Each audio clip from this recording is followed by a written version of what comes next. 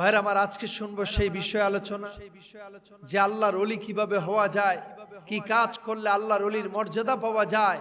সাথাপীর রহমাতুল্লাহ আলাই তিনি এত বড় আল্লাহর ওলি কেন হলেন, কি কাজ করেছেন তিনি, আমরা শুনবো কোরআন এবং সুন্নাহ থেকে। আল্লাহ পাক যেন আমাদেরকে তৌফিক দান করে পড়েন আমিন। ভাইরা আমার, কোরআনুল কারিমে সূরা আছে 114 খানা। জোরে বলেন কয়টা? কোরআনে সূরা কয়টা? 114টি। এর মাঝে 6টি সূরা আল্লাহ নাজিল করলেন 6 জন নবীর নামে। বলেন না সুবহানাল্লাহ। 6 জন নবীর নামে 6টা সূরা। কিন্তু শুনে বড় খুশি হবেন, একটি সূরা আল্লাহ নাজিল করলেন একজন আল্লাহর ওলির নামে। বলেন না সুবহানাল্লাহ। কয়টা সূরা? একটা সূরা। সূরার নাম সূরাতুল লোকমান। জোরে বলেন কি নাম? সূরার নাম কি? সূরাতুল লোকমান। হযরতে লোকমানে হাকিম তিনি নবী ছিলেন না, তাফসীরের কিতাবে এসেছে তিনি ছিলেন আল্লাহর ওলি। তো ওনার নামে আল্লাহ পাক একটা সূরা নাজিল করলেন। কেন, কারণটা কি আমরা শুনবো বিস্তারিত তাফসীর গ্রন্থ থেকে। তাফসীর ইবনে কাসির, তাফসীর জালালাইন, মুফাসসিরিনে কেরাম, পৃথিবী বিখ্যাত সমস্ত মুফাসসিরেরা হযরত লোকমানে হাকিমের কিছু গুণাবলী নিয়ে আলোচনা করেছেন। এই গুণের কারণে আল্লাহ পাক হযরত লোকমানের নামে কোরআনে একটা সূরা নাজিল করে দিলেন। বলেন না সুবহানাল্লাহ। ভাইরা আমার, বাবাজিরা আমার, আল্লাহর ওলির এই দরবারে বসে আছেন। নিজেকে যদি ওলি বানাতে না পারেন, নিজেকে যদি আল্লাহ পাকের বন্ধু বানাতে না পারেন, তাহলে আজকের আশাটা আপনার সার্থক হবে না। যদি আজকের আলোচনা শোনার পর কেউ আল্লাহর ওলি হতে পারেন, তাহলে আজকের এই মাহফিল সার্থক হয়ে যাবে। সাতাবি রহমাতুল্লাহ আলাই, দরবেশ আলী রহমাতুল্লাহ আলাই যেই উদ্দেশ্য করে পৃথিবীতে দ্বীনের দাওয়াত দিয়েছিলেন, সেই উদ্দেশ্য সার্থক হয়ে যাবে। ভাইরা আমার, মনোযোগ দিয়ে শুনবেন। হযরতে লোকমানে হাকিম তিনি নবী ছিলেন না, ওলি ছিলেন, কিন্তু তার নাম আল্লাহ পাক কোরআনে সূরা নাজিল করলেন। তার কারণটা কি ছিল আমরা শুনবো সেই কথা। তাফসীর ইবনে কাসিরে ইমাদউদ্দিন ইবনে কাসির রাহিমাহুল্লাহ তিনি চমৎকার সূত্রে হযরতে লোকমানে হাকিমের কিছু বর্ণনা উল্লেখ করেছেন। ভাইরা আমার, এই পৃথিবীতে সবচেয়ে কালো মানুষ হয় আফ্রিকাতে। আমরা জানি আফ্রিকার সেই মানুষগুলো সবচেয়ে নিগ্রু, কালো, তাদেরকে কেউ পছন্দ করে না। হযরত লোকমানে হাকিমের বাড়ি ছিল আফ্রিকাতে। একে তো ছিল খুব কালো মানুষ, দ্বিতীয় মুফাসসির বর্ণনা করেন পৃথিবীতে সবচেয়ে খাটো মানুষ যত আছে তার মাঝে সবচেয়ে খাটো ছিল হযরত লোকমান। একে তো কালো মানুষ, আবার খাটো। এখন দেখতে কেমন ছিল? তার ঠোঁট ছিল বড় মোটা মোটা, হাত পা ছিল খুব মোটা, দেখতে অসুন্দর, বিশ্রী ছিল, সম্পদ কিছুই ছিল না, গরিব মানুষ, দাস হিসাবে কাজ করত, রাখাল। তিনি বিভিন্ন মানুষের ঘরে ঘরে কাজ করতেন, ছাগল বা বকরি চড়াতেন বিভিন্ন পাহাড়ের গুহায়। একে তো সম্পদও ছিল না, দেখতেও সুন্দর ছিল না, বিশ্রী মানুষ ছিল, কেউ তাকে পছন্দ করত না। কিন্তু তার মর্যাদা আল্লাহ বাড়িয়ে দিয়েছেন। বলেন না সুবহানাল্লাহ। তার মতো কালো এখানে আমরা কেউ নাই, তার মতো বেটেও আমরা কেউ নাই, তার মতো গরিবও আমরা কেউ নাই। তার মানে হলো আমরা একটু চেষ্টা করলেই আল্লাহর ওলি হওয়া সহজ। আল্লাহর ওলির কদমে এসেছি, আমরা প্রত্যেকে আল্লাহর ওলি হব। আল্লাহ যেন আমাদের প্রত্যেককে আল্লাহর বন্ধু হিসাবে কবুল করে। চিল্লায়ে পড়েন আমিন। শুনবো সেই কথা। সেই হযরতে লোকমানে হাকিম প্রায় ৬,০০০ বছর আগে পৃথিবীতে এসেছিলেন। জোরে বলেন, কয় হাজার বছর আগে?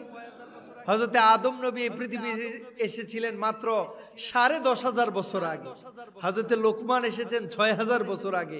হযরতে মূসা নবী এসেছেন ৫,৫০০ বছর আগে। আর আমাদের নূর নবী এসেছিলেন ১৫০০ বছর আগে। বলেন না সুবহানাল্লাহ। তার মানে লোকমানে হাকিম আমার নবীরও আরো অনেক আগে এসেছিলেন পৃথিবীতে, এসেছিলেন আফ্রিকায়, কালো মানুষ। কিন্তু তার কি যে একটা বৈশিষ্ট্য, গুণ ছিল, যার কারণে আল্লাহ তাকে আল্লাহর ওলি বানিয়ে দিয়েছিলেন। সেই কথাগুলো আমরা শুনবো মুফাসসিরের বর্ণনা থেকে। ভাইরা আমার, হযরতে লোকমানে হাকিম তিনি কালো মানুষ, টাকা ছিল না, পয়সা ছিল না, তার এমন কি গুণ ছিল, তার এমন কি আমল ছিল যে রব্বুল আলামিন একটা খাটো মানুষ, কালো মানুষ, অর্থ সম্পদহীন গরিব মানুষকে আল্লাহর বন্ধু বানিয়ে দিয়েছিলেন। কোরআনুল কারিমে সূরাতুল লোকমান নামে একটা সূরা নাজিল করলেন। তার কারণটা কি, বৈশিষ্ট্য কি আমরা জানবো। হযরতে লোকমানে হাকিম তিনি যখন ছাগল চড়াতেন, বকরি, দুপুরবেলা হয়ে যেত, খাবারের টাকা ছিল না, পেটের ক্ষুধায় যন্ত্রণায় লোকমানে হাকিম অস্থির হয়ে পড়তেন। আশেপাশে বন্ধু যারা রাখাল ছিল তাদের কাছে যেতেন। দুপুর হয়ে গেলে বন্ধুরা খাবারের জন্য ঘরে যেত। লোকমানের টাকা ছিল না, কোনো জায়গায় খাবার পেত না। বন্ধুদের কাছে গেলে কালো বলে দূর দূর করে তাড়িয়ে দিত, কেউ তারে সম্মান করত না। কিছুদিন হয় লোকমানে হাকিম এলাকা থেকে চলে গেলেন দূরে। মুফাসসির বলেন 2 থেকে 3 বছর তারে খুঁজে পাওয়া যায় না। কিছুদিন পর গোটা দুনিয়াতে লোকমান নামে একজন লোকের নাম শোনা যায়, পৃথিবীতে সবচেয়ে বড় জ্ঞানী মানুষ। সুবহানাল্লাহ পড়বেন না? সবচেয়ে বড় জ্ঞানী আল্লাহ পাক কোরআনে বলে দিয়েছেন, লোকমানে হাকিম তার নাম করে দিলেন। পৃথিবীতে প্রজ্ঞাবান সবচেয়ে জ্ঞানী যত মানুষ তাদের মাঝে অন্যতম হচ্ছে এই কালো বেটে মানুষটা, নাম তার লোকমান। বলেন সুবহানাল্লাহ। 2-3 বছর পাওয়া যায় না, বন্ধুরা খোঁজাখুঁজি করে, কিরে এই কালো লোকটা গেল কোথায়, তারে তো খুঁজে পাওয়া যায় না। আবার একজন মানুষের নাম এখন শুনতে পাই, তার নাম নাকি লোকমান, পৃথিবীর সবচেয়ে জ্ঞানী মানুষ। পৃথিবীর রাজা বাদশারা তার কাছে এসে সিরিয়াল ধরে দেখা করার জন্য, চলো আমরা তাকে একটু দেখে আসি। গেল এই বন্ধুরা, রাখাল বন্ধুরা, দীর্ঘদিন খোঁজাখুঁজি করার পর লোকমানে হাকিমের দরবারে সিরিয়াল পেল। যাওয়ার পর সেই সিংহাসনে ঢুকে তারা অবাক হয়ে গেল যে সিংহাসনে যে বসে আছে সে তো বেটে মানুষ, কালো মানুষ, দেখতে বিশ্রী, কিন্তু তার মর্যাদা এত বেশি, পৃথিবীর রাজা বাদশারা তার কাছে এসে জ্ঞান নেয়, তার মর্যাদা এত বেশি। বলেন না সুবহানাল্লাহ। লোকমানে হাকিম তার বন্ধুদেরকে দেখেই চিনে ফেললেন, ডাক দিয়ে বললেন, ও আমার রাখাল বন্ধুরা, কোত্থেকে এখানে আসলা? রাখার বন্ধুরা ডাক দিয়ে বললেন, ও লোকমান, তুমি কি সেই লোকমান নাকি যে কিছুদিন আগে খাবার পেতা না? আমাদের কাছে যাওয়ার পর দূর দূর করে তাড়িয়ে দিতাম, তোমারে খাবার দিতাম না। কালো মানুষ, সম্পদ ছিল না, কিন্তু লোকমান রে, কি গুণ তোমার, কি অর্জন করেছো? মাত্র 2-3 বছর ব্যবধানে রব্বুল আলামিন পৃথিবীর সবচেয়ে জ্ঞানী তোমারে বানিয়ে দিয়েছে, পৃথিবীতে তোমার সুনাম সুখ্যাতি ছড়িয়ে পেরেছে। ও লোকমান, আমাদেরকে বলে দাও, আমরা সেই গুণ অর্জন করার চেষ্টা করব। লোকমানে হাকিম ডাক দিয়ে বলল, বন্ধুরা আমার, তোমাদের সাথেই চলতাম, তোমাদের সাথেই চলাফেরা করতাম, কিন্তু আমি 5টি গুণ অর্জন করেছি। এই 5টি গুণের কারণে রব্বুল আলামিন পৃথিবীর সবচাইতে জ্ঞানী আমারে বানাই দিয়েছে। সুবহানাল্লাহ পড়েন। এবং আল্লাহর ওলি বানিয়ে দিয়েছে। এর মাঝে অন্যতম একটি গুণ, কান খাড়া করে শোনেন, সাতাপীর রহমাতুল্লাহ আলাই, হযরতে দরবেশ আলী রহমাতুল্লাহ আলাই, সাহেব কেবলা ফুলতুলি রহমাতুল্লাহ আলাই, তাদেরও এই গুণটা ছিল। হযরতে লোকমান যেই গুণ যিনি বর্ণনা করবেন এখন ভালো করে শুনবেন, তিনি বলেন 1 নম্বর গুণ, গদ্দি বাসরি, তোমাদেরও 2টা চোখ আছে, আমারও 2টা চোখ আছে।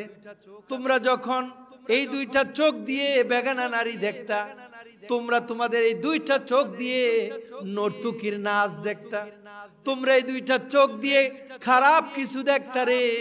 আর আমি লোকমান, কালো মানুষ, কেউ আমারে দাম দিত না, কিন্তু আমারে আল্লাহ 2টা চোখ দিয়েছে, আমি এই 2টা চোখ দিয়ে শুধু আল্লাহর নেয়ামত দেখতাম। সুবহানাল্লাহ।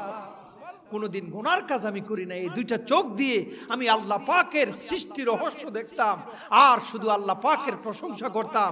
এই 2 চোখ দিয়ে কোনোদিন গুনার কাজ করি নাই, এজন্য আল্লাহ পাক আমার চোখ দিয়ে যেহেতু কোনো গুনার কাজ হয় নাই, এজন্য আল্লাহ পাক আমার এই চোখের বদৌলতে রব্বুল আলামিন আমাকে আল্লাহর বন্ধু বানিয়ে নিয়েছে। সুবহানাল্লাহ পড়ে।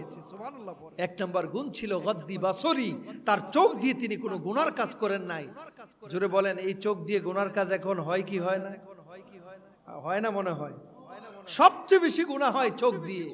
পৃথিবীতে সবচেয়ে গুনার সূচনা হয় এই চোখ দিয়ে। একটা জিনিস দেখার পর এরপরে মস্তিষ্ক চিন্তা করে, এরপরে আপনি আস্তে আস্তে হাত দিয়ে পা দিয়ে গুনার কাজ করেন। এই জন্য ভাইয়ের আমার, গুনার সেন্টার বলা হয় চোখকে। আপনি যখন চোখ দিয়ে কোনো কিছু দেখবেন, এরপরে গুনার চিন্তা আসবে আপনার মাথার মধ্যে। ভাইয়ের আমার, এজন্য আজকে মোবাইল ঘরে ঘরে আছে, টিভি সিনেমা আপনার ঘরে ঘরে। মোবাইল দিয়ে খারাপ কিছু দেখার পর আপনার মস্তিষ্কে আসবে আপনি একটা গুনার কাজ করেন। এই জন্য চোখের হেফাজত করা সবচেয়ে বড় আল্লাহর ওলির এই বর্তমান যুগে যারা চোখকে হেফাজত করবে তারাই সবচেয়ে বড় আল্লাহর ওলি হয়ে যাবে। বলেন না সুবহানাল্লাহ। এই জন্য চোখের হেফাজত করা আমাদের অত্যন্ত জরুরি। কারণ হযরতে লোকমানে হাকিম কালো মানুষ, টাকা ছিল না, কিন্তু আল্লাহ পাক তাকে এত মর্যাদা কেন দান করলেন? মুফাসসির বলেন গদ্দি বাসরি, তার চোখকে সে গুনাহ থেকে হেফাজত করার কারণে আল্লাহ পাক ৬০০০ বছর আগে সেই কালো মানুষ লোকমানকে আল্লাহ পাক কোরআনে সূরা লোকমান হিসাবে আল্লাহ পাক একটা সূরাই দিয়ে দিলেন, কারণ সে চোখ দিয়ে কোনো গুনার কাজ করে নাই। বলেন সুবহানাল্লাহ। এই জন্য আমাদেরকেও চোখের হেফাজত করতে হবে। ভাইয়ের আমার, চোখের গুনাহ সবচেয়ে বেশি হয় আমাদের। আপনি সকাল থেকে ঘুম পর্যন্ত দেখেন চোখ দিয়ে কয়টা গুনার কাজ করেছেন, কয়টা বেগানা নারী দেখেছেন, কয়টা মোবাইলে আপনি গান দেখেছেন, নর্তকীর নাচ দেখেছেন। আপনি যদি হিসাব করে দেখবেন, কাঁথায় ধরবে না, আপনার চোখ দিয়ে গুনাহ হতেই আছে। এজন্য আমরা আল্লাহর ওলি হতে পারি না। আমরা নামাজে দাঁড়াই, আমাদের অন্তর কাঁপে না, চোখ দিয়ে পানি বের হয় না। তার কারণ আমাদের অন্তর মরে গেছে চোখ দিয়ে খারাপ কিছু দেখতে দেখতে। এই জন্য আমাদের চোখের হেফাজত করতে হবে। এভাবেই সাতাফি রহমাতুল্লাহ আলাই আল্লাহর ওলি হয় নাই, এভাবে সাহেব কাবলা ফুলতুলি আল্লাহর ওলি হয় নাই। তারাও তাদের চোখকে গুনাহ থেকে হেফাজত করেছে, এই জন্য তারা আল্লাহর ওলি হয়েছে। আপনিও যদি ওলি হতে চান, আপনার চোখকে হেফাজত করতে হবে। আল্লাহ পাক যেন আমাদের চোখের গুনাহ থেকে আমাদের প্রত্যেককে হেফাজত করে। চিল্লায়ে পড়েন আমিন। ভাইয়েরা আমার, হযরতে লোকমানে হাকিম ডাক দিয়ে বলেন, বন্ধুরা আমার, ২ নম্বর গুণ ওয়াইরফাতু তুমাতি, তোমরাও খাবার খেতে, আমি লোকমানও খাবার খেতাম, কিন্তু শুনে রেখো আমার প্লেটে যে খাবার আসতো আমি চিন্তা করতাম, গবেষণা করতাম এখানে হারাম আছে কিনা, সন্দেহ আছে কিনা। যদি হারাম থাকতো, সন্দেহ থাকতো, ২-৩ দিন আমি উপবাস থাকতাম, খাবার খেতাম না। তার মানে হালাল খাবার খেতেন, হারাম বর্জন করতেন। আজকে আমরা হারাম আর হালাল বাসি না, যা আসে তাই খেয়ে ফেলি। এই জন্য কলব মরে গেছে, আমাদের অন্তর মরে গেছে, সেজদা দিলেও কবুল হয় না। জোরে বলেন, হালাল খাবার খাওয়াতে পারে একজন, তিনি কে? আমরা তো সেই বিশ্বাস করি, কিন্তু অন্তরে এটা বিশ্বাস করি না। এই জন্য সুদে লেনদেন আপনাদের এলাকায় আছে না? নাই? সুদের লেনদেন জায়গাতে জায়গাতে সুদ। ভালো করে মনে রাখবেন, হুজুর এখানে আছেন, একটা শক্ত ফতুয়া দিয়ে যায়, যারা সুদের লেনদেন করেন, যারা মাইকের আওয়াজ পান, যারাই সুদের লেনদেন করেন, আপনি সুদের লেনদেন যদি না ছাড়েন, ১০০ বার হজ করবেন, ১০০ বার উমরা করবেন, আপনি মরার পর মক্কার ইমাম সাহেব এসে আপনার জানাজার নামাজ পড়াবে, কোনো লাভ হবে না, ডাইরেক্ট জাহান্নামে যেতে হবে। কারণ কোনো নামাজ কবুল হবে না, হজও কবুল হবে না যাদের রক্তের মধ্যে সুদ আছে। চিল্লায়ে বলেন, কথা ঠিক বললাম না ভুল বললাম? এজন্য সুদের লেনদেন ছাড়তে হবে। যারা দুর্নীতি করেন, চুরি করেন, ভাইয়ের হক মেরে খান, বোনের হক মেরে খান, হারাম খান, তাদের কোনো ইবাদত আল্লাহর কাছে কবুল হবে না। এই যে সিয়াম সাধনা করলেন, কোনো লাভ হবে না, আপনার রোজা কবুল হবে না, একটা রোজাও হবে না। যাদের হারাম ইনকাম, তাদের কোনো ইবাদত আল্লাহর কাছে কবুল হবে না। এই জন্য হালাল খাবেন, আল্লাহর ওলি হয়ে যাবেন। যেমন হযরতে লোকমানে হাকিম গরিব ছিলেন ঠিক, কিন্তু হারাম খেতেন না, এই জন্য আল্লাহ তাকে আল্লাহর ওলি বানাই দিয়েছেন। বলেন না সুবহানাল্লাহ। এই জন্য হালাল খেতে হবে। হালালে আল্লাহ রাব্বুল আলামিন নিয়ামত দান করেন, কিন্তু হারামে আল্লাহ পাক গজব নাজিল করেন। হারামে আরাম নাই, হালালে আরাম রয়েছে। আপনি একটা প্রমাণ নিয়ে নেন, হালালে যে আরাম রয়েছে, হারামে কোনো আরাম নাই। রব্বুল আলামিন তিনি কোরআনুল কারীমে বলেছেন, ওয়া মান ইয়াত্তাকিল্লাহা ইয়াজআল লাহু মাখরাজা ওয়া ইয়ারযুকুহু মিন হাইথু লা ইয়াহতাসিব। نزلت هذه الآية على عوف بن مالك الأشجعي রাসূলুল্লাহর সাহাবী, বৃদ্ধ মানুষ, নাম তার আউফ ইবনে মালিক আল-আশজাঈ। তিনি একজন বৃদ্ধ মানুষ, দাড়িও পাকা, তার এই ভ্রুগুলো পেকে গেছে, বৃদ্ধ মানুষ, তার ইনকাম করার আর কেউ নাই, একটা মাত্র ছেলে। ভালো করে বুঝবেন, হালাল রিজিক যে খুঁজবে, আল্লাহ তার বাড়িতে রিজিক পৌঁছাই দিতে পারে কি পারে না? আওয়াজে মনে হয় পারে না। আপনি যদি হালাল রিজিক খুঁজেন বাবা, সুদে লেনদেন করা লাগবে না তো, আপনার বাড়িতে আল্লাহ অটোমেটিক রিজিক পাঠাই দিবে। একটা প্রমাণ হাদিস থেকে নিয়ে নেন। রাসূলুল্লাহর সাহাবী আউফ ইবনে মালিক আল-আশজাঈ, তার একজন কলিজার টুকরা সন্তান, ছেলেটা ইনকাম করে। কিছুদিন হয় ছেলেটারে কাফের মুশরিকেরা বন্দি করে নিয়ে গেছে, গুম করে। আচ্ছা বলেন তো, যার ছেলে মাত্র একজন হারিয়ে গেছে, গুম করে নিয়ে গেছে, তার কি অন্তরে শান্তি আছে? কত কষ্ট, আরে আমার ছেলেটা কোথায় গেল? ছেলে আর চলে গেল, গুম করে নিয়ে গেল। আউফ ইবনে মালিক আল-আশজাঈ, স্ত্রী আর আউফ ইবনে মালিক দুইজনে কান্নাকাটি করে, আরে আমার ছেলেটার কি হলো? ছেলেটাকে পাওয়া যায় না, অন্তরে অশান্তি, কয়েকদিন খাবার নাই, বাড়িতে পেটেও অশান্তি। দুইটা সমস্যা নিয়ে স্বামী আর স্ত্রী দুইজনে কান্নাকাটি করে। স্ত্রী ডাক দিয়ে বললেন, প্রাণের স্বামী, কান্নাকাটি করে লাভ নাই, নবীজির কদমে চলে যান, আল্লাহর নবী একটা সমাধান দিবে। সুবহানাল্লাহ বলেন। নবীজির কদমে গেলে সমাধান আছে না নাই? আওয়াজে মনে হয় নাই। আরে আওয়াজ দিয়ে বলেন, আছে না নাই? এখনো যদি কেউ রাসূলুল্লাহর রওজা মুবারকের সামনে গিয়ে ইয়া রাসূলুল্লাহ বলে ডাক দেয়, জোরে বলেন আমার নবী শুনতে পায় কি পায় না? ডাক দেওয়া মাত্রই আপনার সমাধান হয়ে যাবে। কারণ এই সাহাবী বুঝতে পেরেছে পৃথিবীর কোনো জায়গায় সমাধান নাই, নবীর কদমে গেলে সমাধান। কারণ সমাধানের গ্যারান্টি দিয়েছেন একজন, তিনি কে? আমার নবীজির সম্মান এত বেশি, আমার নবীজির ইজ্জত এত বেশি, আমার নবীজির কাছে গেলে আমার আল্লাহ পাক সমাধান করে দেয়। বলেন না সুবহানাল্লাহ। নবীজির সম্মানকে বাড়িয়ে দিয়েছেন কে? ওয়ারাফানা লাকা যিকরাক, হাবিবি দুলুকে ভুলুকে, আযানে ইকামতে, মসজিদে, মাদ্রাসায়, খানকায়, সংসদ ভবনে, যেখানে আমি আল্লাহর নাম, ও বন্ধু সেখানেই আপনার নাম। বলেন না সুবহানাল্লাহ। আচ্ছা, আজানে নবীর নাম আছে না নাই? একামতে আছে না নাই? যেখানে আল্লাহ, তার পাশে আমার নবী। জোরে বলেন, ঘোষণাটা দিলেন কে? ভাইয়েরা আমার, শুনে অবাক হয়ে যাবেন। আমার নবীর সম্মান এত বেশি, আমার নবীর আবরুর এত বেশি, আমার নবীর সম্মানকে আল্লাহ এত বাড়িয়ে দিয়েছেন, শুনে অবাক হয়ে যাবেন। হযরতে মূসা নবীর কাছে আমার আল্লাহ পাক যখন ওহী নাজিল করতেন, তাওরাত কিতাবটা তিনি দান করলেন, এটা তার বাড়িতে নাজিল করেন নাই, পাঠিয়েছেন তুর পাহাড়ে। সবাই বলেন কোন পাহাড়? মিশরের তুর পাহাড়ে। মূসা নবীর বাড়িতে পাঠান নাই। হযরতে আদম নবী থেকে ঈসা নবী পর্যন্ত সমস্ত নবী রাসূলদের কাছে যখন আল্লাহ ওহী নাজিল করতেন, তাদের বাড়িতে নাজিল করেন নাই, নির্ধারিত পাহাড়ে নাজিল করেছেন। তারা সেখানে হেঁটে হেঁটে গিয়ে তারপরে ওই কিতাব আনতো। তার মানে ছিল আল্লাহর নবী তিনি ওহী আনতে যাইতেন। কিন্তু আমার নবীর সম্মান, আমার নবীর ইজ্জতকে আল্লাহ এত বাড়িয়ে দিয়েছেন, শুনে অবাক হয়ে যাবেন। সমস্ত নবীদের জন্য একটা নিয়ম ছিল, আর আমার নবীর জন্য আল্লাহ আরেকটা নিয়ম করে দিলেন। নবী গেলেন ধ্যান করতে হেরা পাহাড়ে, আল্লাহ পাক ডাক দিয়ে বলে, জিবরাইল, আমার বন্ধু হেরা পাহাড়ে এসেছে, এই মুহূর্তে কোরআনটাকে তুমি হেরা পাহাড়ে নিয়ে যাও। সুবহানাল্লাহ। নবী গেলেন মক্কায়, হাতিমে তিনি তাওয়াফ করছেন। আল্লাহ রাব্বুল আলামিন ডাক দিয়ে বলে, জিবরাইল, আমার বন্ধু মক্কায়, এই মুহূর্তে কোরআনটাকে নিয়ে যাও মক্কায়। সুবহানাল্লাহ পড়বেন। নবী হিজরত করে চলে গেলেন মদিনায়। জিবরাইলকে ডাক দিয়ে বলে, জিবরাইল, মক্কায় গেলে কোনো লাভ হবে না, আমার বন্ধু এখন মদিনায়, কোরআন যাবে মদিনায়। সুবহানাল্লাহ বলেন। নবী গেলেন বদরে, কোরআন গেল সেখানে। নবী গেলেন উহুদে, কোরআন গেল সেখানে। নবী গেলেন তায়েফে, কোরআন গেল সেখানে। নবী গেলেন তাবুকে, কোরআন গেল সেখানে। নবী গেলেন হুদাইবিয়ায়, কোরআন গেল সেখানে।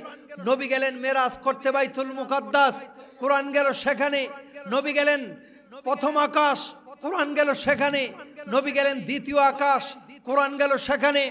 নবী গেলেন তৃতীয় আকাশ, কোরআন গেল সেখানে, নবী গেলেন চতুর্থ আকাশ, কোরআন গেল সেখানে, নবী গেলেন পঞ্চম, ষষ্ঠ, সপ্তম আকাশ, কোরআন গেল সেখানে, নবী গেলেন সিদরাতুল মুনতাহায়, কোরআন গেল সেখানে, নবী গেলেন ৭০,০০০ নূরের পর্দায়, কোরআন গেল সেখানে, নবী গেলেন ফাওকাস সামাওয়াতি আলা আরশির রহমানে। আল্লাহ পাক ডাক দিয়ে বলে, হাবিব আপনি আরশে, কোরআনও আরশে, চিল্লায় পড়েন আল্লাহু আকবার। এজন্য আমার নবীর সম্মান এত বেশি যে আমার নবীর কদমে গেলে আল্লাহ পাক সমাধান করে দেয়। এখনো যদি কোনো সমস্যা নিয়ে ইয়া রাসূলুল্লাহ বলে ডাক দেন, সাথে সাথে ডাইরেক্ট সমাধান হয়ে যাবে। বলেন না সুবহানাল্লাহ। আমার নবী মরা না জিন্দা? আওয়াজে মনে হয় মরা, আরো জোরে বলেন মরা না জিন্দা? এজন্য নবীকে ডাক দিবেন তো সমাধান হয়ে যাবে। ১৫০০ বছর আগে আউফ ইবনে মালিক আল আশজাই গেলেন, ইয়া রাসূলুল্লাহ ওগো নবী আমার সমস্যা, আমার ছেলেটা পাওয়া যায় না, অন্তরে বড় জ্বালা, খাবার নাই কয়েকদিন, পেটেও জ্বালা, দুইটা সমস্যা নিয়ে এসেছি নবী গো একটু সমাধান করে দেন। জোরে বলেন সমাধান আছে না নাই? নবীজি ডাক দিয়ে বললেন, ইত্তাকিল্লাহা ওয়াসবির ওয়া আমিরুকা ওয়া ইয়াহা আন তাস্তাকসিরু মিন কওলি লা হাওলা ওয়ালা কুওয়াতা ইল্লা বিল্লাহ। ওরে বৃদ্ধ সাহাবী, তুমি আর তোমার স্ত্রী কান্নাকাটি করে কোনো লাভ নাই। দুইজনে বাড়িতে গিয়ে ধৈর্য ধারণ করো, আল্লাহর উপর ভরসা করো, হারাম কোনো কিছু খাবে না, হারাম কোনো কিছুর দিকে যাবে না, কোনো সুদের লেনদেন করবে না, কারোটা চুরি করবে না, ধৈর্য ধারণ করবে। আর তোমার ছেলে হারিয়ে গেছে, ভয়ের কারণ নাই। তুমি আর তোমার স্ত্রী দুইজনে পড়ো লা হাওলা ওয়ালা কুওয়াতা ইল্লা বিল্লাহ। সুবহানাল্লাহ পড়েন। সমাধান আছে না নাই? সাহাবী দৌড়ে এসেছিল বাড়িতে, স্ত্রী ডাক দিয়ে বলল, প্রাণের স্বামী নবীজি কি সমাধান দিয়েছেন? স্বামী ডাক দিয়ে বললেন, নবীজি বলেছেন ধৈর্য ধারণ করতে, পেটের যন্ত্রণা, চুরি করা যাবে না, সুদ খাওয়া যাবে না, ধৈর্য ধারণ করতে, আল্লাহর উপর ভরসা করতে, আর তুমি আর আমি দুইজনে জিকির করতে লা হাওলা ওয়ালা কুওয়াতা ইল্লা বিল্লাহ। ভাইয়েরা আমার, কি সমাধান নবী শিখাই দিলেন। কিছুদিন যেতে না যেতেই আল্লাহ পাক তার সন্তানের ব্যবস্থা করে দিলেন। সুবহানাল্লাহ পড়েন। মুফাসসির বর্ণনা করেন, সাহাবীর ছেলেরে মরুভূমিতে নিয়ে একটা গাছের মধ্যে বেঁধে রেখেছে। রব্বুল আলামিন তাদের আমলের কারণে সহজ করে দিলেন। ওই চতুর্পাশে যারা তার গার্ড ছিল সব কাফের মুশরিকদেরকে আল্লাহ পাক বেহুশ করে দিলেন। সাহাবীর সন্তান দেখলেন সবগুলো মরে গেছে, বাড়িতে দৌড় দিয়ে চলে যাব চিন্তা করে হাতে একটু টান দিলেন, সাথে সাথে রব্বুল আলামিন হাতের বাঁধনটা একটু ঢিল করে দিলেন। সুবহানাল্লাহ পড়েন। হাতের বাঁধন খুলে গেল, পায়ের বাঁধনটা খুলে সাহাবীর সন্তান দৌড় দিয়ে বাড়িতে আসবেন। চিন্তা করলেন, আরে বাড়িতে যাব, আমার বাবা বুড়া মানুষ, মা বৃদ্ধ মানুষ, আজকে কয়েকদিন খাবার নাই, আমি বাড়িতে গিয়ে কি লাভ, খাবার তো নাই বাড়িতে, আমিও পেটের যন্ত্রণায় রয়েছি, আমার পেটেও খাবার নাই, বাড়িতে কিভাবে খালি হাতে যাই। সাহাবীর সন্তান এই চিন্তা করে পিছনের দিকে তাকালো, তাকিয়ে দেখে মুফাসসির বলেন ওই কাফের মুশরিকদের প্রায় ৪,০০০ বকরির পাল একটা বড়, বর্তমান পৃথিবীতে প্রায় ৪ কোটি টাকার কম হবে না দাম, এত বিশাল বড় একটা ছাগলের পাল। সাহাবী চিন্তা করলেন খালি হাতে কেমনে যাই। ওই ছাগলের পালের কাছে গিয়ে বলল, চল রে বকরিরা চল, আমি একা বাড়ি যাব না, তোরাও আমার সাথে আয়। ভাইরা আমার, যদি আল্লাহর উপর ভরসা করেন, সুদে লেনদেন না করেন, রিজিক কোত্থেকে আসবে আপনি কল্পনা করতে পারবেন না। সাহাবীর ছেলে যখন বললেন চল আমার সাথেও তোরা বাড়িতে আয়, মুফাসসির বলেন ওই সাহাবীর সন্তানের সাথে ৪ কোটি টাকার সম্পদ, ৪,৫০০ বকরি, ওই সাহাবীর বাড়িতে এক বেলা খাবার ছিল না, রব্বুল আলামিন ৪ কোটি টাকার সম্পদ বাড়িতে পাঠাই দিলেন। সুবহানাল্লাহ। এজন্য ভাইরা আমার, আল্লাহ রাব্বুল আলামিন ওই সাহাবীর ধৈর্যের সন্তুষ্ট হয়ে কোরআনের আয়াত নাজিল করে দিলেন, ওয়া মাইয়াত্তাকিল্লাহা ইয়াজআল লাহু মাখরাজা ওয়া ইয়ারযুকুহু মিন হাইসু লা ইয়াহতাসিব। কোথা থেকে রিজিক আসবে আপনি কল্পনাও করতে পারবেন না। জোরে বলেন না সুবহানাল্লাহ। ভাইরা আমার, একটা ছোট্ট উদাহরণ দিয়ে আমরা পরবর্তী আলোচনায় চলে যাচ্ছি। আপনার জীবনে যদি 10 কোটি টাকার মালিক আপনি হবেন, এটা আল্লাহ লিখে রেখে আপনি 10 কোটি টাকার মালিক হবেন, 10 কোটি 1 টাকার মালিক হতে পারবেন না, 10 কোটি টাকারই মালিক হবেন। কিন্তু এই টাকা ইনকাম করার মাধ্যম দুইটা। জোরে বলেন কয়টা? টাকা যে ইনকাম করবেন, 10 কোটি টাকার মালিক আল্লাহ আপনার তাকদিরে লিখে রেখেছে যে অমুক 10 কোটি টাকার মালিক হবে। কিন্তু এই টাকা অর্জন করার মাধ্যম দুইটা, একটা হচ্ছে হালাল আর একটা হচ্ছে হারাম। আপনি দুইভাবেই অর্জন করতে পারবেন, কিন্তু যেভাবেই অর্জন করেন মালিক হবেন কিন্তু ওই 10 কোটি টাকা, 1 টাকাও বেশি হবেন না, কমও হবেন না। ধৈর্য ধারণ করলে হালাল ভাবে পাবেন, আর অধৈর্য হলে হারাম ভাবে পাবেন। এই উদাহরণটা দিয়ে আমি মূল আলোচনায় যাচ্ছি। হযরতে আলী রাদিয়াল্লাহু তাআলা আনহু, ইসলামের চতুর্থ খলিফা, তিনি প্রমাণটা দিয়েছেন। একদিন যুদ্ধের ময়দান থেকে হযরতে আলী রাদিয়াল্লাহু তাআলা আনহু তিনি আসলেন, একদিন নামাজ পড়বেন যুদ্ধের ময়দান থেকে। শরীরের মাঝে বর্ম পরা, খুব শক্ত দামি বর্ম, এটা পরে নামাজ পড়া যায় না। বর্মটা খুললেন, দামি বর্ম যদি রেখে দেন কেউ নিয়ে যেতে পারে, চুরি হওয়ার সম্ভাবনা আছে। যদি চুরি হয়ে যায় কিভাবে যুদ্ধ করবেন, এই ভয়েতে হযরতে আলী একজন ছোট বাচ্চাকে মসজিদের বাইরে থেকে ডাক দিয়ে আনলেন। ও ছোট্ট বাবু, এই আমার বর্মটা তোমার কাছে জমা রাখো, নামাজ শেষে আমি আলী নিয়ে যাব। এই বলে নামাজ দাঁড়িয়ে গেলেন। নামাজ শেষ করার পর তিনি তাকিয়ে দেখেন ওই ছোট্ট বালকটা আর দেখা যায় না, চুরি করে বর্মটা নিয়ে গেছে। ভাইয়ের আমার, হযরতে আলী হয়রান হয়ে গেলেন, যুদ্ধ কিভাবে করবেন, বর্ম ছাড়া তো যুদ্ধ করা যায় না। দৌড় দিয়ে চলে গেলেন বর্মের বাজারে, গিয়ে দেখেন একটা দোকানে হযরতে আলীর বর্মটা ঝুলে আছে। দৌড় দিয়ে গিয়ে বললেন, ও ভাই, আমার বর্মটা তোমার কাছে কেমনে আসলো? বলল, আপনার কিনা আমি জানি না, একটা ছোট্ট ছেলে এই মুহূর্তে এসে আমার কাছে বিক্রি করে দিয়ে গেছে। হযরতে আলী বললেন, কয় টাকা দিলা তারে?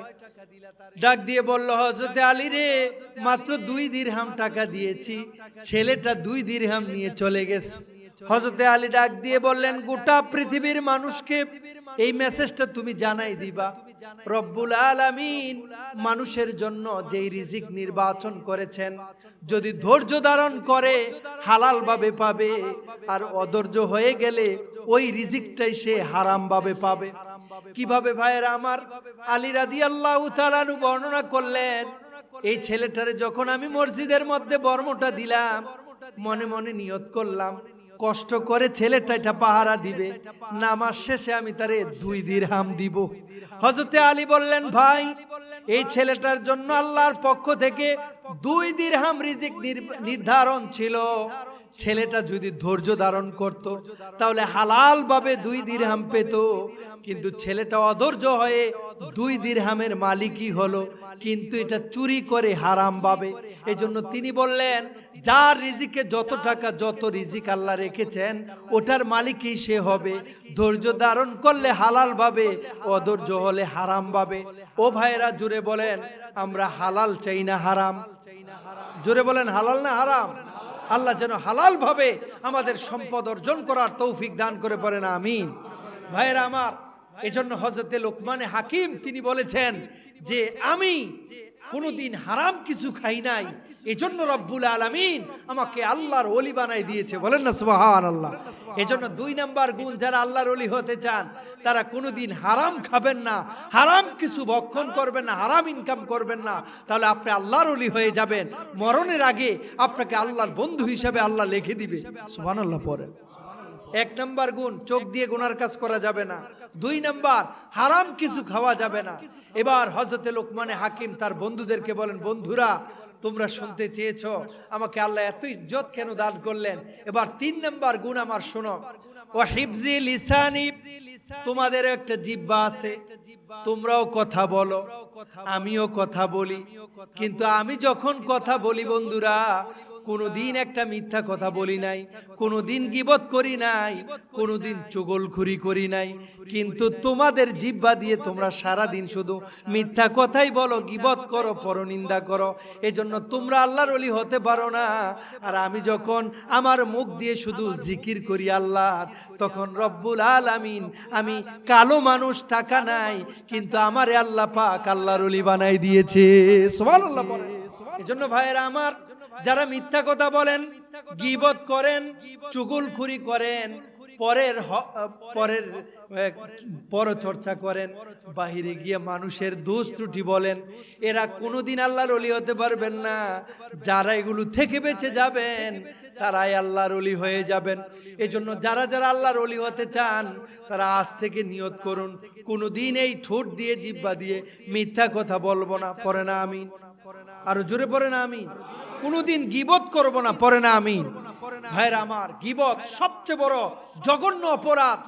আপনি ইবাদত করে রমজান মাসে যা কামাইলেন, একজন মানুষের গীবত করবেন, সব শেষ হয়ে যাবে। তার আমলনামায় আপনার সওয়াব চলে যাবে, তার গুনাহগুলো আপনার আমলনামায় চলে আসবে অটোমেটিক। এজন্য গীবত করলে সবচেয়ে বেশি ক্ষতি হয় মানুষের। এক তো নিজের আমলও চলে যায়, আবার পরের গুনাহগুলো আপনার কাঁধে চলে আসবে। এজন্য গীবত করবেন না। গীবত কোনটাকে বলে সংজ্ঞাটা একটু জেনে নেন। সত্য ঘটনা কারো অনুপস্থিতিতে বলা, যদি সে কষ্ট পায়, এটার নামই গীবত। ঘটনাটা সত্য কিন্তু তার অনুপস্থিতিতে বলেছেন, সে শুনলে কষ্ট পাবে, এটার নামই গীবত। আর যদি মিথ্যা কথা হয়, সে করে নাই কিন্তু তার অনুপস্থিতি বলেছেন, এটাকে হাদিসের ভাষায় বলা হয় বুহতান। এটা আরো বেশি জঘন্য গুনাহ।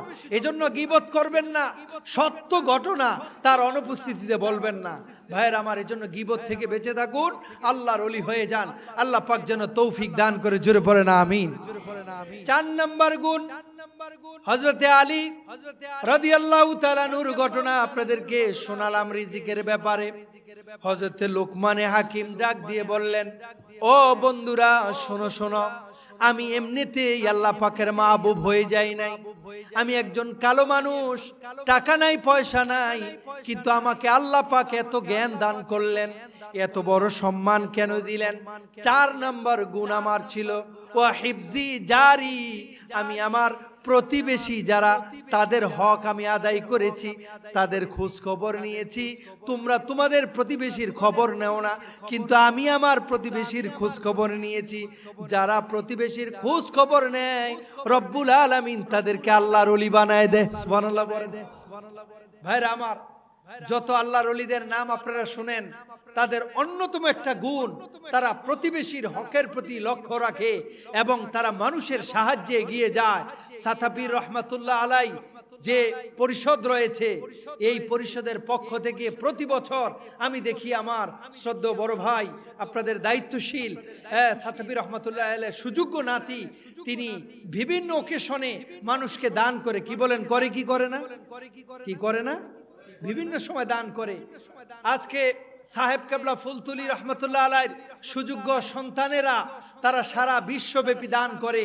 এই যে আল্লাহর ওলিদের দান করার যে স্বভাব, এটা হচ্ছে আল্লাহর ওলি হওয়ার একটা লক্ষণ। ভাইয়ের আমার, বড় পীর আব্দুল কাদের জিলানীর নাম আপনারা কি শুনেছেন? তিনি কেন বড় পীর হলেন? একটা ঘটনা তার বই থেকে আপনাদেরকে শোনাই, যে হিফজি জারি, প্রতিবেশীর হক যারা রক্ষা করে তারা আল্লাহর ওলি হয়ে যায়। হযরতে আব্দুল কাদের জিলানী রহমতুল্লাহ আলাই, তার বয়স যখন 7 বছর, তিনি যখন বালেগ হন, যখন বুঝ তার আসে, ছোট্ট মানুষ, কিন্তু তিনি সেখান থেকে 90 বছর পর্যন্ত, তার বৃদ্ধ বয়স, মৃত্যুর আগ পর্যন্ত তিনি একটা আমল করতেন। তার সন্তান আব্দুল্লাহ ডাক দিয়ে বলল, আব্বা, আপনি বৃদ্ধ মানুষ, হাঁটতে পারেন না, এই আমলটা একটু ছেড়ে দেন। তিনি ডাক দিয়ে বললেন, ওরে আব্দুল্লাহ, জানো না আল্লাহ পাক আমাকে এত মর্যাদা নামাজের কারণে দেন নাই, আমাকে এত মর্যাদা রোজা রাখার কারণে দেন নাই। যে কাজটা বাদ দিতে বলেছো, ওই কাজটা করার কারণে রব্বুল আলামিন আমি আব্দুল কাদের জিলানীকে বিশ্ববরণ্য ওলি বানাই দিয়েছে। সুবহানাল্লাহ পড়েন। সেই কাজটা কি ছিল জানেন নাকি? তিনি যখন বালেগ হলেন, ছোট্ট বয়স থেকে মৃত্যু পর্যন্ত তিনি এশারের নামাজ পড়ার পর মাথার মধ্যে একটা ছোট্ট গুটুলি নিয়ে ছোট্ট একটা থালা নিয়ে, প্লেট নিয়ে তিনি রুটি বানাইয়া বানাইয়া ওই প্লেটের মধ্যে রাখতেন। ওই প্রতিবেশী যারা থাকতেন, যারা খাবার খেতেন না, মরার আগ পর্যন্ত তিনি প্রতিবেশীকে রুটি বিলাতেন, খাবার খাওয়াতেন। আল্লাহ পাক এত খুশি হলেন, এই কাজের কারণে আব্দুল কাদের জিলানীকে আল্লাহর ওলি বানাই দিয়েছেন। সুবহানাল্লাহ। এজন্য প্রতিবেশীর হক যারা রক্ষা করবেন তাদেরকে আল্লাহ পাক আল্লাহর বন্ধু হিসাবে কবুল করে নেবেন। এজন্য ভাইরা আমার, এই যে আমাদের সাতাপি রহমতুল্লাহ আলাই যে পরিষদ রয়েছে, এর পক্ষ থেকে আপনাদেরকে এই এলাকায় বিভিন্ন দুস্থ অসহায় মানুষের কাছে তারা পৌঁছে দেয় বিভিন্ন সময় বিভিন্ন সামগ্রী। হ্যাঁ, আপনারা এখানে দান করবেন, এই দানের মাধ্যমে সারা দেশে তারা এই সদগায়ে জারি হিসাবে পৌঁছে দিবে। আপনারা এই সদগায়ে জারিয়ার কাজে আপনারা নিজেরা নিয়োজিত হবেন। আপনার ঘরের পাশে যে খাবার পায় না তারে খাবার দিবেন। নবীজি বলেছেন, যখন তোমরা তরকারি রান্না করবে তখন ঝোল একটু বাড়িয়ে নিবে, কারণ পাশের প্রতিবেশীকে একটু ঝোল দিবে। ভাইয়ের আমার, এতটুকু কাজ যদি করেন তাহলে আল্লাহ পাক এত পছন্দ করবেন, আপনাকে আল্লাহর ওলি বানাই দিবে। সুবহানাল্লাহ বলেন।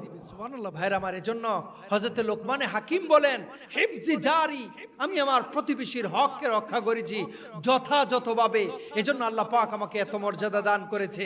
ভাইয়ের আমার, হযরত লোকমান হাকিমের গুণ ছিল 5টি। জোরে বলেন কয়টি? 4টি শুনলেন। 5 নম্বর গুণ শুনেই আমরা আজকের আলোচনার রীতি টানতে চাই। হযরত লোকমান হাকিম বলেন, বন্ধুরা আমার, আমি কালো মানুষ, গরিব মানুষ, আমার কোনো তেমন কিছু নাই, কিন্তু 5 নম্বর আমার একটা গুণ, সেটা হলো তুকরিমনি দুআফি, আমি মেহমানকে যথাযথ সম্মান করতাম। কিন্তু আজকে দেখেন, মেহমান ঘরে আসলে মুখ কালো হয়ে যায়। মেহমান ঘরে আসলে ঘরের মালিক আর বাড়িতে আসে না, ফোন দিয়ে বলে দেয়, বিবি বলে দাও উনি আসতে 2 দিন লেট হবে, তারা যেন চলে যায়, কারণ খাবারের ভয় করে। কিন্তু তারা জানে না, মেহমান যখন ঘরে আসে তখন রহমত বরকত নিয়ে আসে, যতদিন থাকবে ততদিন আপনার গুনাহ মাফ হতে থাকবে। সুবহানাল্লাহ। মেহমান যখন ঘরে আসে তখন রহমত বরকত নিয়ে সে আসে, আপনার রিজিকের টেনশন নাই, তার রিজিক নিয়েই সে আসবে। এজন্য মেহমানের সম্মান করা দরকার আছে না নাই? আওয়াজে মনে হয় দরকার নাই। মেহমান আসলে মুখ কালো করবেন না, আনন্দে যা আছে তাই দিয়ে করবেন। আমার মেহমান আসলে মনে করেন 20 আইটেমের খাবার খাওয়াতে হবে, এটা একটা ভুল ধারণা। আপনার সাধ্য মতো আপনি তাকে মেহমানদারি করাবেন, সে যেন কষ্ট না পায়। ভাইয়েরা আমার, একখানা হাদিস আপনাদেরকে আমি নকল করে শুনিয়ে আজকের আলোচনা ইতি টানতে চাই। হযরতে তালহা রাদিয়াল্লাহু তাআলা আনহুর একটা ঘটনা পাওয়া যায় হাদিসে পাকে। তিনি গরিব মানুষ, তিনি আল্লাহ পাকের এত একজন প্রিয় ছিলেন, তার ব্যাপারে আল্লাহ কোরআনে একটা আয়াত নাজিল করলেন। সুবহানাল্লাহ বলেন। হযরতে তালহা গরিব মানুষ, তিনি একদিন স্ত্রীকে ডাক দিয়ে বলেন, স্ত্রী, আজকে 3 দিন যাবত ঘরে কোনো খাবার নাই, একটা সন্তান পেটের যন্ত্রণায় কান্না করতে করতে সে শেষ হয়ে যাচ্ছে।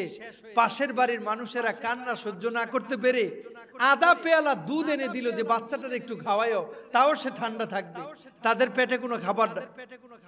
হযরত তালহা ডাক দিয়ে বললেন, ও আমার প্রাণের স্ত্রী, সন্তান ঘুমিয়ে গেছে, আধা পেয়ালা দুধ এটা তুমি সংরক্ষণে রাখে দিও, সন্তান রে খাওয়াবা না, আমি একটু নবীজির কদম মোবারকে একটু হাজিরা দিয়ে আসি। স্ত্রী আধা পেয়ালা দুধ এটা সংরক্ষণে রেখে দিলেন। হাদিসের কিতাব এসছে, হযরতে তালহা রাদিয়াল্লাহু তাআলা আনহু ভাগ্যবান মানুষ, তিনি নবীজির দরবারে যাওয়ার পর দেখেন নবীজির দরবারে সব সময় শুধু মেহমান আর মেহমান। আসার পর নবীজি ভাগ করে দিয়ে দিতেন, তুমি 2 জন নিয়ে যাও, তুমি 3 জন নিয়ে যাও, তুমি 1 জন নিয়ে যাও। হযরতে তালহা সেখানে গেলেন, অন্তরে বড় কষ্ট পেলেন, আরে আল্লাহ আমার সম্পদ দেয় নাই, কোনো মেহমান আমি নিতে পারি না কোনোদিন, যদি আল্লাহ কোনোদিন তৌফিক দেয় আমি একটা মেহমান নিব। মনে মনে ভাষণা করলেন, আল্লাহ সাথে সাথে তার দোয়া কবুল করলেন। সুবহানাল্লাহ বলেন। সব মেহমান ভাগ করা শেষ, বাকি রইল 1 জন। নবীজি ডাক দিয়ে বলে, ও তালহা, ভাগ্য বড় সুপ্রসন্ন তোমার, এই মেহমান আজকে তোমার বাড়িতে নিয়ে যাও। হযরতে তালহা জিহ্বায় কামড় দিয়ে বললেন, আল্লাহ আমার বাড়িতে তো কোনো খাবারই নাই, এই মেহমান নিয়ে কি খাওয়াবো? এখন নবীজি তো বন্টন করে দিয়ে দিয়েছে, রেখে যাওয়ার কোনো সুযোগ নাই। মেহমানকে নিলেন, চোখের পানি ছেড়ে আল্লাহকে বললেন, রব্বুল আলামিন, নবীজি নূরের জবানে বলেছে আমার কাছে মেহমান, কিন্তু আমার বাড়িতে তো কোনো খাবার নাই, আল্লাহ তুমি ব্যবস্থা করে দিও। সুবহানাল্লাহ পড়েন। হযরতে তালহা এই মেহমানকে নিয়ে বাড়ির দিকে গেলেন। রাত্র হয়ে গেল। স্ত্রীকে গিয়ে ডাক দিয়ে বললেন, ও প্রাণের স্ত্রী শোনো, সন্তান কি ঘুম থেকে উঠে গেছে? কয় না। কয় তারে আজকে রাত্রে আর ঘুম থেকে উঠাবা না, আমাদের খাবার নাই, সমস্যা নাই। নবীজির নুরানি জবান মুবারকে তিনি বলেছেন একজন মেহমান আনতে, এখন তারে তো খাবার খাওয়ানো লাগবে, ঘরে তো কোনো খাবার নাই, ওই আধা পেয়ালা দুধ কি আছে নাকি? কয় জি আছে, এটা খাবার খাওয়াই নাই। বলল স্ত্রী, রাতের খাবারের সময় এই পেয়ালা যে আধা পেয়ালা দুধ, এটা দিয়ে মেহমানদারি করাবো। নবীজি বলেছেন নবীজির কথা ফেলে দেওয়া যাবে না, তবে একটা সিস্টেম করবা, আমি যখন মেহমানের কাছে এই দুধটা নিয়ে যাব, মেহমান দেখার পর আপনারটা কোথায় আমারে জিজ্ঞেস করবে। এখন খাবারের তো আর কিছু নাই, এখন কি করব? তোমার একটা টেকনিক শিখাই দেই, শোনো। জুড়ে বলেন আল্লাহ দেখে কি দেখে না? ভাইরা আমার, হযরতে তালহা স্ত্রীকে ডাক দিয়ে বলে, স্ত্রী, দুইটা পেয়ালা দিবা, আমারটা খালি আর মেহমানেরটা অর্ধেক দুধ। যখন আমি পেয়ালা নিয়ে মেহমানের সামনে যাব, বাতিটা বন্ধ করে দিবা, অন্ধকার হয়ে যাবে। সাহাবীর কি টেকনিক শুনেন। মেহমানদারি করলে কমে না, মেহমানদারি করলে আল্লাহ বাড়ায় দেয়। সুবহানাল্লাহ পড়েন। আবু তালহা তিনি সেই ঘটনাটা ঘটাই দিলেন। সূরা হাশরের শেষ আয়াতে আল্লাহ পাক হযরতে তালহার ঘটনাটা উল্লেখ করলেন। ভাইরা আমার, হযরতে তালহা স্ত্রীকে এসে বললেন, স্ত্রী, আমি যখন এই মেহমানের কাছে আধা পেয়ালা দুধ নিয়ে যাব, মেহমান আমারে জিজ্ঞেস করে আপনি খাইছেননি, আমি তো মিথ্যা কথা বলতে পারবো না, এজন্য তুমি যাওয়ার সময় দুইটা পেয়ালা দিবা, একটা খালি আর একটাতে আধা পেয়ালা দুধ। যেই কথা সেই কাজ। স্ত্রী দুইটা পেয়ালা তার হাতে দিলেন, একটাতে আধা পেয়ালা দুধ আর একটা খালি। বললেন আমি যখন তার কাছে যাব, বাতিটা বন্ধ করে দিবা, অন্ধকার হয়ে যাবে। স্ত্রী বাতি বন্ধ করে দিলেন, অন্ধকার হয়ে গেল। তালহার হাতে নিয়ে আধা পেয়ালা দুধ দিলেন, তিনি খাচ্ছেন আর তালহা খালি ওই পেয়ালার মধ্যে চুমুক দিচ্ছেন, আওয়াজ হচ্ছে। মেহমান মনে করেছে আমিও খাই, সেও খায়। সুবহানাল্লাহ পড়বেন না? আহারে কি মেহমানদারি! খাবার খাওয়াইয়া, পানি খাওয়াইয়া ঘুম পাড়াই দিলেন। সারা রাত তালহার টেনশন। আহারে নবীজির কদম মুবারকে সকালবেলা গিয়ে আমি কি বলবো, ঘরে তো কোনো খাবার নাই, মাত্র আধা পেয়ালা দুধ। এই মেহমান গিয়ে যদি বিচার দেয়, আমার অস্তিত্ব থাকবে না। ফজরের ওয়াক্ত হয়ে গেল, হাইয়া আলাস সালাহ, হযরতে বেলাল ডাক দিলেন। সবাই মসজিদে দৌড়ায়। আবু তালহা ভয়ে ভয়ে যায়, কি জানি নবীজি আবার ধরে ফেলে কিনা। চোখের পানি ফেলে আবু তালহা নামাজ পড়লে। নামাজ শেষ হওয়ার পর নবীজি পিছনের দিকে ফিরে তাকাইয়া হযরতে আবু তালহারে বললেন, দাঁড়াও। আবু তালহা কান্না করে দিলেন, আহারে আমার ঘটনা মনে হয় ওই সাহাবী বলে দিয়েছে। হযরতে আবু তালহা চোখের পানি ছেড়ে দিলেন। নবী বললেন, তালহা, রাতের বেলা আমার মেহমান রে কি খাওয়াইছ? চোখের পানি ছেড়ে দিয়ে তালহা ডাক দিয়ে বলেন, নবী গো, গরিব মানুষ, ঘরে কোনো খাবার নাই। ও নবী, ছোট বাচ্চাটার জন্য পাশের বাড়ির মানুষেরা আধা পেয়ালা দুধ দিয়েছিল। আবু তালহা, দুধের কথা বলি নাই, কিভাবে খাওয়াইছো ওইটা বলো। আবু তালহা ডাক দিয়ে বললেন, নবী গো, খাবার তো নাই ঘরে। স্ত্রীকে ডাক দিয়ে বললাম, স্ত্রী, একটা খালি পেয়ালা দিবা, আরেকটাতে দুধওয়ালা পেয়ালা দিবা, লাইটটা বন্ধ করে দিবা। তালহা যেই কাজ সেই কাজ করলো, মেহমানের হাতে গিয়ে আধা পেয়ালা দুধ দিল, আর আমি খালি ওই পেয়ালার মধ্যে চুমুক দিলাম।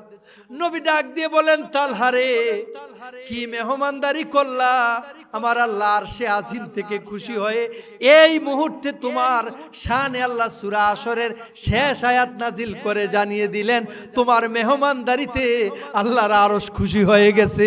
সুবহানাল্লাহ। ভাইয়েরা আমার, আধা পেয়ালা দুধ মেহমানদারি করিয়ে আল্লাহ পাককে খুশি করানো যায়।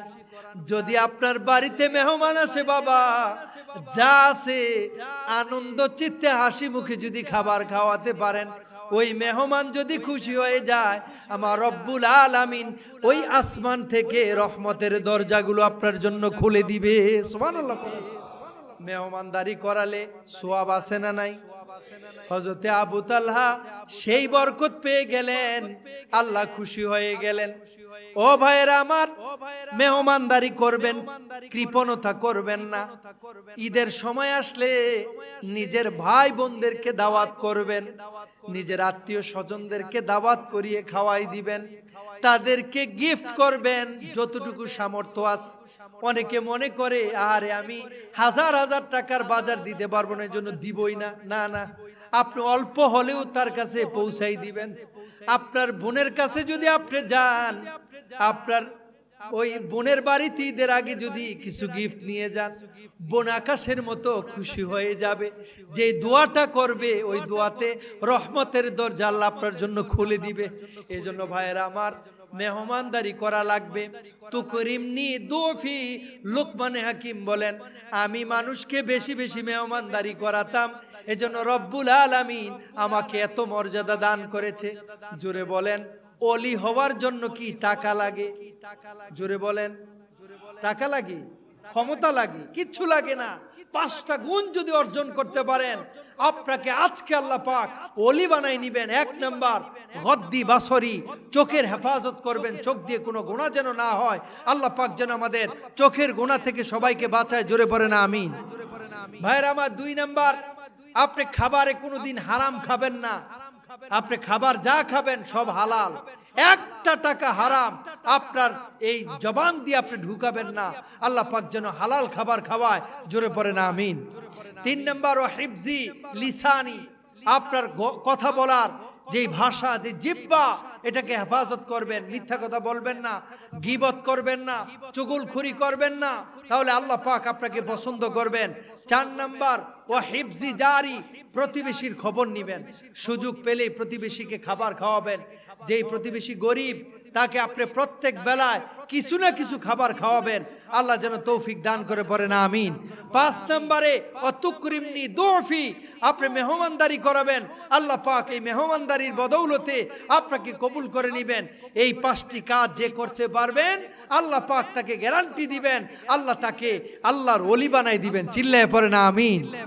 জোরে পড়েন না আমিন। আমরা আল্লাহর ওলি হতে চাই কি চাই না? আওয়াজে মনে হয় হতে চাই না। আরো জোরে বলেন, হতে চাই কি চাই না? 2 হাত তুলে আল্লাহরে দেখান। সবাই পড়েন নারাই তাকবীর। এই আওয়াজ দিলে সাতাবি রহমাতুল্লাহ আলাই,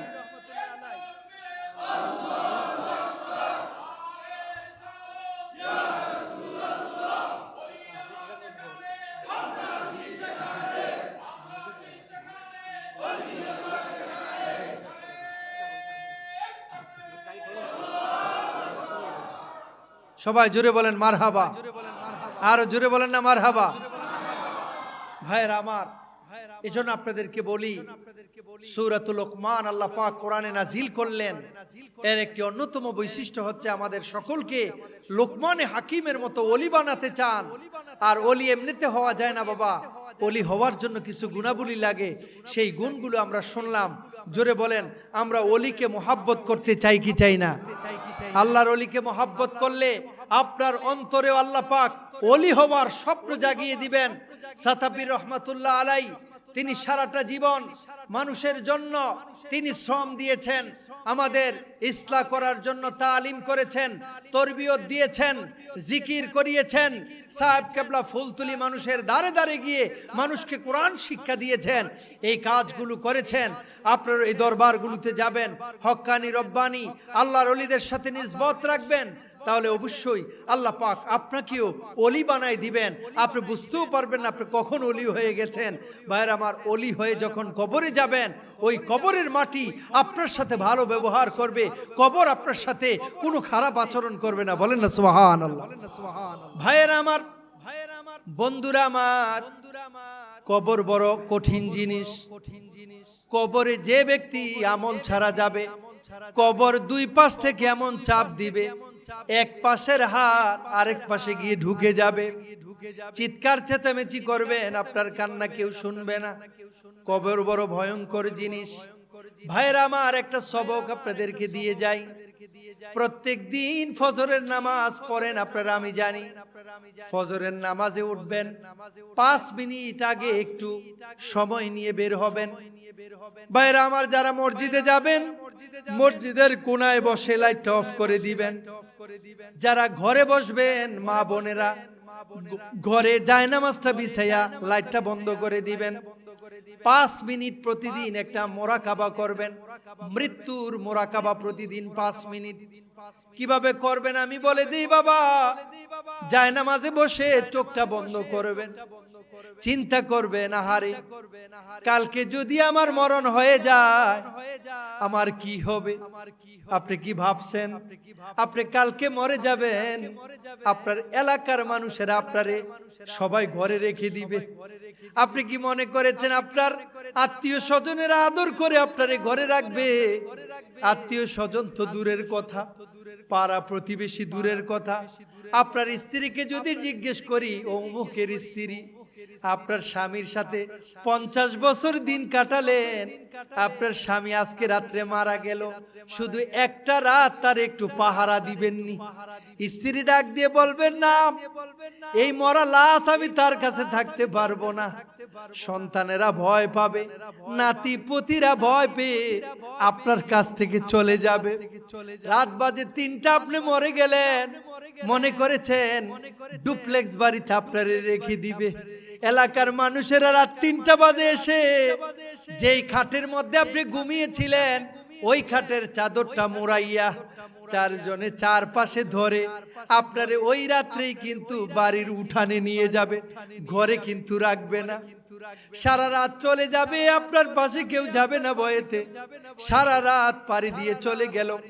সকালবেলা মুষলধারে বৃষ্টি হয়, মুষলধারে কত বড় লোক মানুষ দেখলাম আর ডুপ্লেক্স বাড়ি করছে, মরণের খাটিয়ার লাশটাকে একটা সেকেন্ডের জন্য দ্বিতীয়বার আর ঘরে ঢুকায় নাই।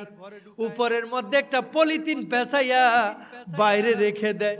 কই কোটি কোটি টাকা কোথায় গেল? ডুপ্লেক্স বাড়ি কোথায় গেল?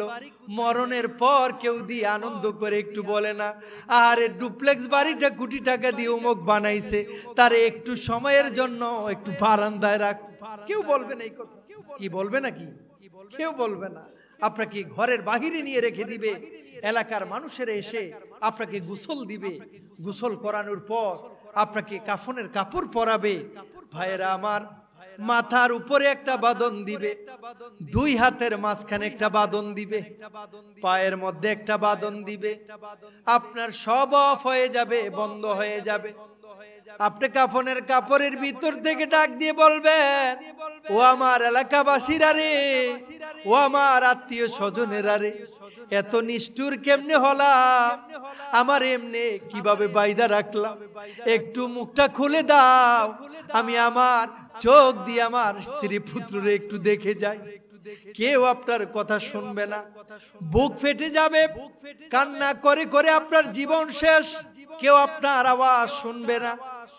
এলাকার মানুষেরা এসে একটু মাথার বাঁধনটা খুলবে, নতুন আত্মীয়রা একটু দেখবে। যখন মুখটা খুলে দিবে, আপনি চেয়ে দেখবেন আপনার স্ত্রী দূরে বসে প্রাণের স্বামী বলে কান্না করে। ছেলেটা বাবা বাবা বলে কান্না করে, কিন্তু যতই কান্না করো কেউ কিন্তু আপনারা আদর করে রেখে দিবে না, দূর দূর করে তাড়িয়ে দিবে। চারজনে চার দিকের খাটিয়ে ধরে বিদায় নিবে, আজকের মতো অমুককে নিয়ে যায়, যদি কোনো ভুল করে থাকে আজকের মতো মাফ করে দিও। নিয়ে যাবে মসজিদের প্রাঙ্গণে, চারজনে চার কাঁধে ধরে মসজিদের আঙ্গিনায় নিয়ে চার তাকবীর দিয়ে জানাজার নামাজ পড়াইয়া আপনাকে নিয়ে যাবে, আপনাকে কবরে দিবে শোয়াইয়া। এরপরে ভাইয়েরা আমার, আপনার ছেলে নামবে, আত্মীয় স্বজনেরা ওই কবরে নামবে, সবাই মিলে আপনার খাটটা থেকে লাশটাকে নিচে নামাইয়া বাঁশের কঞ্চিগুলা দিয়ে পাড়াইয়া পাড়াইয়া জোরে জোরে মজবুত করে মাটি দিবে। আপনি ভিতর থেকে চিৎকার দিয়ে বলবেন, ও নিষ্ঠুর ছেলেরা, ও নিষ্ঠুর আত্মীয় স্বজনেরা, এলাকাবাসীরা, এভাবে জুড়ে জুড়ে পারানোর জন্যই কি তোমাদেরকে আদর করছিলাম? আমার জন্য কি একটু মায়া লাগে না? জীবনের শেষবার একটু কবরটা খুলে দাও, তোমাদেরকে একটু শেষবারের মতো দেখি। কেউ সুযোগ দিবে না, আপনার পাড়াইয়া পাড়াইয়া মাটিগুলো দিয়ে সবাই চলে আসবে, অন্ধকার কবরে আপনি একাই পড়ে থাকবেন। কিন্তু ভাইয়েরা আমার, এমন জীবন গড়বেন, কবরে যাবেন একা, গিয়ে দেখবেন ওই কবরে আমার নূর নবীজি বসে আছে। সুবহানাল্লাহ। এই কবর যদি চান তাহলে দুনিয়ায় বসে নবীর উপর বেশি বেশি দরুদ ও সালাম পড়বেন, বেশি বেশি নামাজ পড়বেন। ভাইয়েরা আমার, হালাল খাবেন, হারাম খাবেন না। মরে যাবেন, কবরে গিয়ে আমার নবীকে দেখতে পাবেন, নবীজি আপনার জন্য বসে থাকবেন। এমন মরণ আমরা চাই কি চাই না? জোরে বলুন, চাই কি চাই না? এই জন্য ভাইয়েরা আমার, আমল করতে হবে, নবীর উপরে সালাতু সালাম পড়তে হবে, নবীকে বেশি বেশি দরুদ ও সালাম যদি পড়তে পারেন, নবীকে যদি মহব্বত করতে পারেন, মরে যাবেন, কবরে বাবা যাবে না, মা যাবে না, আত্মীয় স্বজন কেউ যাবে না, আমার নবী কবরে থাকবেন। জোরে বলেন, সেই মরণ আমরা চাই কি চাই না? আল্লাহ কবুল করুক, পড়ে না আমিন।